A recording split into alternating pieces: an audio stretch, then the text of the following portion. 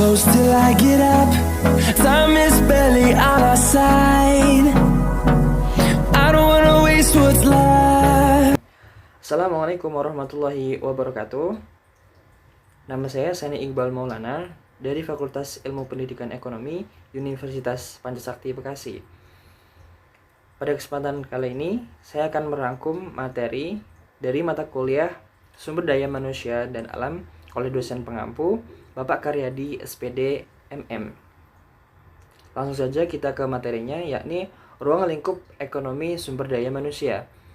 Ekonomi sumber daya manusia adalah ilmu ekonomi yang diterapkan untuk menganalisis pembentukan dan pemanfaatan sumber daya manusia yang berkaitan dengan pembangunan ekonomi.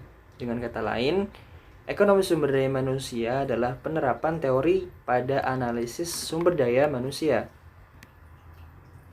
Ruang lingkup ekonomi sumber daya manusia antara lain meliputi dinamika kependudukan, ketenagakerjaan, struktur ketenagakerjaan, sektor informal, transaksi kependudukan, mobilitas dan migrasi penduduk. Permintaan dan penawaran tenaga kerja, pekerja anak, perencanaan tenaga kerja serta penduduk dan pembangunan ekonomi. Melihat ruang lingkup tersebut berarti ekonomi sumber daya manusia atau human resource economic berkaitan dengan studi perencanaan sumber daya manusia atau human resource planning, ekonomi ketenagakerjaan atau labor economic, dan ekonomi kependudukan atau population economic. Pengembangan sumber daya manusia. Pengembangan sumber daya manusia adalah suatu cara untuk mengkaitkan atau mengikatkan cara kerja, karena seorang itu tidak akan mampu untuk melaksanakan tugasnya tanpa mendapatkan petunjuk-petunjuk terlebih dahulu. Dari sudut ini jelas terlihat bahwa latihan-latihan itu adalah suatu cara untuk menambah kemampuan bekerja pada karyawan. Dan selanjutnya yakni ada SDM, ESDM secara ekonomi, secara makro dan mikro. ESDM di sini adalah sumber daya manusia dapat dilihat dari dua sudut pandang. Ekonomi yaitu secara mikro dan makro. Pengertian sumber daya manusia secara mikro adalah individu yang bekerja dan menjadi anggota suatu perusahaan atau institut dan biasa disebut sebagai pegawai, buruh, karyawan, pekerja, tenaga kerja, dan lain sebagainya. Sedangkan pengertian SDM secara makro adalah penduduk suatu negara yang sudah memasuki usia angkatan kerja, baik yang belum bekerja maupun yang sudah bekerja. SDM dalam pembangunan ekonomi. Masalah pokok dari pertumbuhan penduduk dan kualitas hidup antara lain yakni pertumbuhan penduduk yang tinggi di negara-negara berkembang. Pertumbuhan penduduk bukan hanya masalah jumlah, tetapi juga menyangkut kepentingan pembangunan dan kesejahteraan manusia secara keseluruhan. Ledakan pertambahan penduduk dapat menunjang atau menghambat pembangunan. Bagaimana pembangunan dapat mempengaruhi pertumbuhan penduduk? Di sini ada peran dan fungsi sumber daya manusia. Peran dari fungsi sumber daya manusia ekonomi ini ada yang pertama yakni sumber daya manusia sebagai tenaga kerja. Apa itu? Yakni adalah penduduk dalam usia kerja berusia 15 sampai 46 tahun yang memiliki kemampuan untuk mengeluarkan usaha tiap satu waktu guna menghasilkan barang atau jasa, baik untuk individunya sendiri maupun untuk orang lain. Yang kedua adalah sumber daya manusia sebagai tenaga ahli. Sumber daya manusia bersama-sama dengan teknologi dianggap sebagai keunggulan kompetitif untuk menjadikan sumber daya manusia sebagai tenaga ahli dalam mengerjakan kerja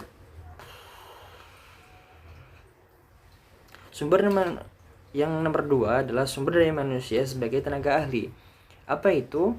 Yakni sumber daya manusia bersama-sama dengan teknologi dianggap sebagai keunggulan kompetitif untuk menjadikan sumber daya manusia sebagai tenaga ahli dalam mengerjakan ketertinggalan dari pembangunan ekonomi. Yang ketiga yakni sumber daya manusia sebagai pemimpin perusahaan. Tuhan menempatkan pada penciptaan yang lebih tinggi dari ciptaan-ciptaan yang lain, yaitu menempatkan manusia sebagai khalifah atau pemimpin di muka bumi ini. Yang keempat, ada sumber daya manusia sebagai tenaga usaha, yakni tenaga usaha setiap orang yang mampu melakukan pekerjaan baik di dalam maupun di luar hubungan kerja secara mandiri guna hasilkan jasa atau barang untuk memenuhi kebutuhan masyarakat. Sumber daya manusia adalah yang nomor 5 adalah sumber daya manusia dalam menciptakan dan mengembangkan iptek. Iptek adalah segala sesuatu yang diketahui mengenai pengetahuan secara sistematis yang digunakan untuk menerangkan gejala-gejala tertentu. Yang selanjutnya nomor 6 adalah mengordinasikan penggunaan sebagai faktor produksi, yakni mengkoordinasi merupakan cara manajemen merancang struktur formal untuk penggunaan yang paling efektif terhadap sumber daya, keuangan fisik, bahan baku, dan ketenaga kerjaan. Selanjutnya adalah faktor non-ekonomi dalam pembangunan. Ada 6 faktor. Yang pertama adalah sumber daya manusia. Sumber daya manusia merupakan faktor penting dalam pembangunan ekonomi. Yang kedua adalah pengetahuan teknis dan pendidikan umum. Yang ketiga, kebebasan politik. Yang keempat, organisasi sosial. Yang kelima, korupsi. Yang keenam, keinginan untuk berkembang. Pembangunan dan pertumbuhan ekonomi, yakni faktor pembangunan ekonomi, antara lain yang pertama adalah faktor pendukung, faktor penghambat, faktor pendukung. Yang pertama adalah kualitas dan kuantitas penduduk tenaga kerja atau SDM, tanah dan kekayaan alam atau SDA, kepemilikan barang, modal dan penguasaan teknologi, sistem sosial dan sikap masyarakat, faktor penghambat, antara lain perkembangan penduduk dan tingkat pendidikan yang rendah, perekonomian yang bersifat dualistis, tinggi pembentukan moral yang rendah, struktur ekspor berupa bahan mentah. Yang selanjutnya ada dinamika pasar tenaga kerja. Pasar tenaga kerja adalah suatu pasar mempertemukan penjual dan pembeli tenaga kerja. Sebagai penjual tenaga kerja di dalam pasar ini adalah para pencari kerja atau pemilik tenaga kerja, sedangkan sebagai pembelinya adalah orang-orang lembaga yang memerlukan tenaga kerja. Para pelaku di pasar tenaga kerja terdiri dari pencari kerja, pemberi kerja, dan perantara. Yang selanjutnya adalah pengangguran dan potret ketenaga kerjaan. Pengangguran adalah mereka yang berusia kerja yang sedang tidak bekerja dan sedang mencari pekerjaan. Pengangguran secara garis besar dipengaruhi oleh 2 sebab, yaitu sebab umum dan sebab khusus. Sebab umum yang berpengaruh yakni angkatan kerja yang terus meningkat dari jumlah dan pertumbuhan kesempatan kerja yang tidak seimbang dengan pertumbuhan ketenaga kerjaan. Ada angkatan kerja yang sedang mencari kerja tidak dapat memenuhi persyaratan yang diminta di dunia usaha. Yang ketiga adalah tingkat investasi yang rendah. Dari sebab khusus tidak adanya lowongan kerja, tidak memenuhi syarat, tidak cocok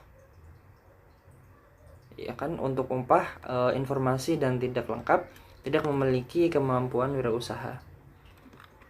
Dan demikian tadi materi yang dapat saya sampaikan. Atas kurangnya saya mohon maaf. Assalamualaikum warahmatullahi wabarakatuh. Hold me close till I get up. Time is barely on our side.